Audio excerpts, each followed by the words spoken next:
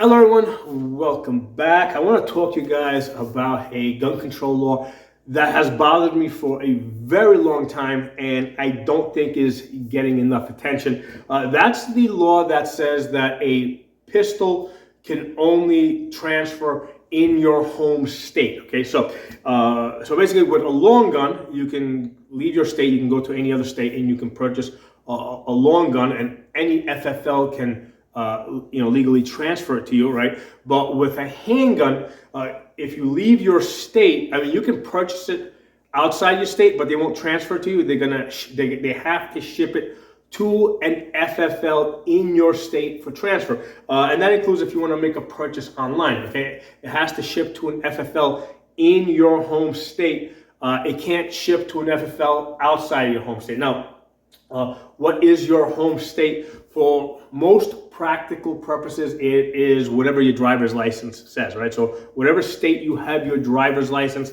that's what most FFLs will accept as your home state. Now, that's not exactly what the law says. There's other ways that where residency can be established. Okay, there's a small minority of FFLs that will allow you, okay, to use those other means, but most of FFLs don't want to deal with it, okay? They just don't want to take the risk. So for them, the easiest, safest thing to do is whatever your driver's license says, that's your state of residency, okay? So getting rid of this law, okay, would go a long way towards expanding gun rights into states like New York, New Jersey, California, Illinois. Okay? I have the personal experience here as an ex-New Yorker. Okay, I escaped New York City some, I don't know, 14 years ago, and probably it's not the only reason why I left, but probably the biggest reason why I left New York for Pennsylvania is over gun rights. Okay, I wanted to have guns. So that's why I left New York, and I didn't want to have to deal with having to get permission from the New York government, basically, to own guns. Now, with long guns, this was an option. It was an option at the time where I could travel outside the state and I could buy a long gun, right, like a rifle or a shotgun. And the only issue with that was I just couldn't bring it back into New York. Okay, but with a handgun, that wasn't an option, right? In fact, the only thing I could do was basically buy antique guns, right? Because that was the only thing that they would transfer to me, back in the, I don't know, early 2000s. Because the law had already passed that said that that a pistol can only transfer in your home state. This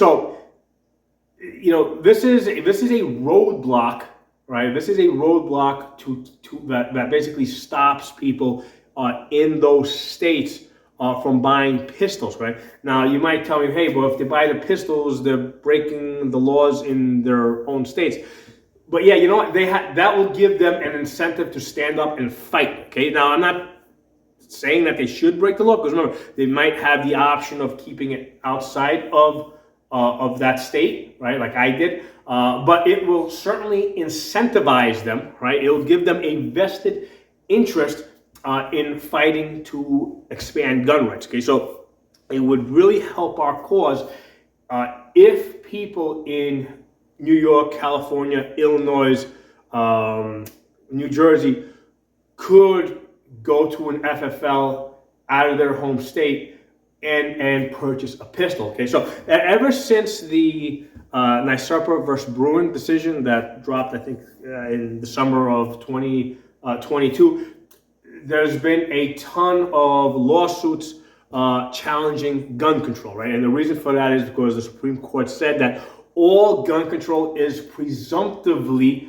unconstitutional. Right? Presumptively unconstitutional. What that means is we can accept on its face value that all gun control laws are unconstitutional unless the state can prove otherwise, meaning they have to go into court and they have to now prove that the gun control laws are not constitutional. And the only way for them to prove that is through historical analog laws, right? Which specifically means that They have to go back to the to the era where the Second Amendment was ratified, right? So that's like 1791, and I think it maxes out to like 1825. Those are the years where the founding fathers had pretty much all died off. Okay, so that is the latest that they can go, and they have to be able to prove that there was a similar law that existed at the time. And if they can't say that, they can't show that there was a similar law that existed at the time, the gun control law is unconstitutional. So that's why it's so important, right? Clarence Thomas really gave us a gift, when he said that all gun control laws are pretty much presumptively unconstitutional. Okay.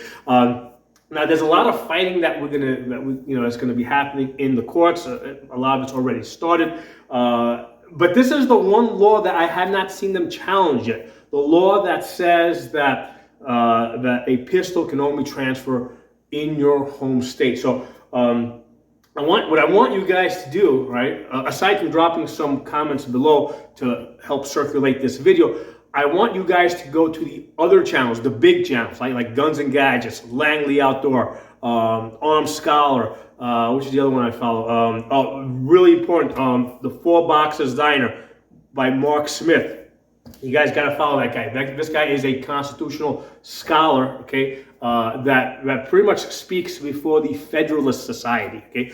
So this is a guy that judges listen to, okay? So that's Mark Smith over at the Four Boxes Diner. Make sure you guys are following him. Occasionally, I share videos from all those other channels on my channel so that to make you guys more aware of them. But I need you guys to go to those other channels and start posting in the comment section about this law that needs to be fought, right, to try and strike down the requirement that a pistol can only transfer in your home state.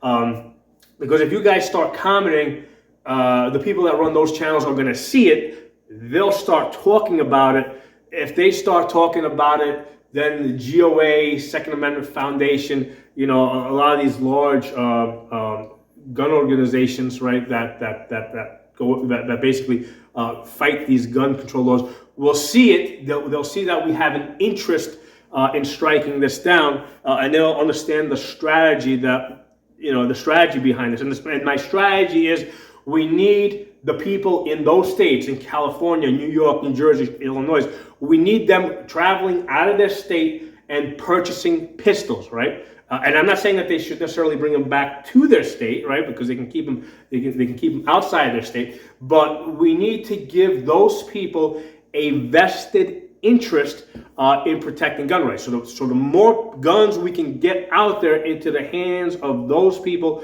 in those states, the more of those people we're going to recruit over to our side. And that's how we win. Okay, we don't win by preaching to each other, right? We win by growing our ranks. We win by taking non-gun owners and turning them into gun owners. Because once people become gun owners, now all of a sudden the Second Amendment is not somebody else's right; it is their right, and they're going to want to protect it. So that is the long-term strategy. Okay, the Supreme Court, all these court cases, this is just a vehicle to get us there, right? You can't really depend on that long-term, because what will happen is at some point, the balance on the court might change, right?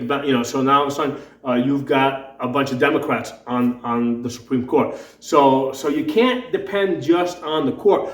In the long run, right, the way we really lock in our wins is by basically turning as many Democrats into gun owners as possible and giving them an incentive to protect the gun rights. And I will do that any way I can. Like, I'll go up to them and I'll say, hey, if you're terrified of Trump, if you think he's going to become a dictator, hey, that's a good reason why you need guns, okay? So I will use whatever means, whatever argument I need to make to turn those Democrats into gun owners, because, and I've seen this many times, right? People that I have trained, right? Because I don't get political, because remember, I'm like, I don't know, 90 minutes from New York City. So a lot of the people that I train are from New York City and New Jersey. And a lot of them, when they come to me, they have like an interest in guns. They're usually, gun rights, except for, but, basically the typical FUD type of attitude. But once I get them into it, right, all of a sudden, over a period of time, I see them. I recently experienced this with one of the people I was training, who started off as a leftist, socialist-leaning, New York City Democrat, and then I got them like 100% pro-gun rights, and then before I know it, they're starting to adopt other conservative style values, and now, like within a matter of like a couple of years, they have swung all the way to the other side, right? They're no longer Democrats, okay? I don't know, I don't remember if they're libertarian now or Republican or whatever, independent, but they're no longer Democrats, okay? So this is how you do it. So please go out there and go to the comment section of these big channels and start posting every time you get the opportunity. Start posting about this idea. We need to challenge the law that says that you can only that a pistol can only transfer in your home state. So I hope you guys enjoyed the video, and I'll talk to you all soon.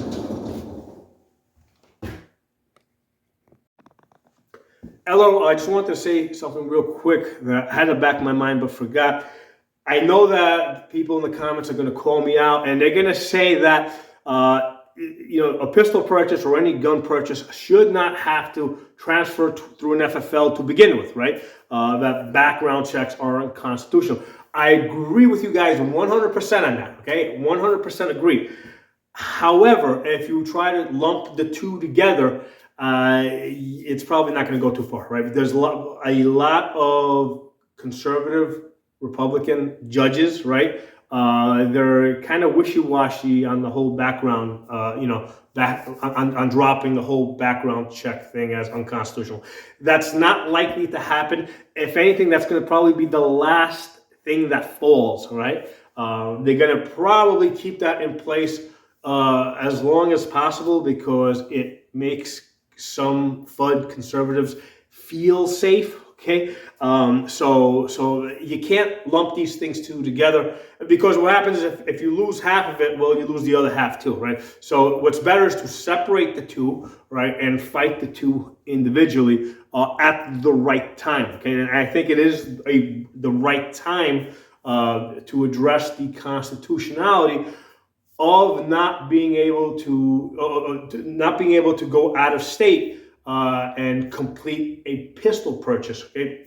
Because I think that has a good chance of passing, and I think that a lot of the conservative justices, and judges who see states like New York, California, New Jersey, Illinois as basically intentionally stonewalling and defying the Bruin decision, I think that they would see this as a means to circumvent those efforts. Okay, so the same way the anti-gun states are trying to circumvent the Bruin decision, well, pulling this out would circumvent those efforts because now people in those states will be able to go out of state and make the purchases and not have to worry about asking their home state for permission.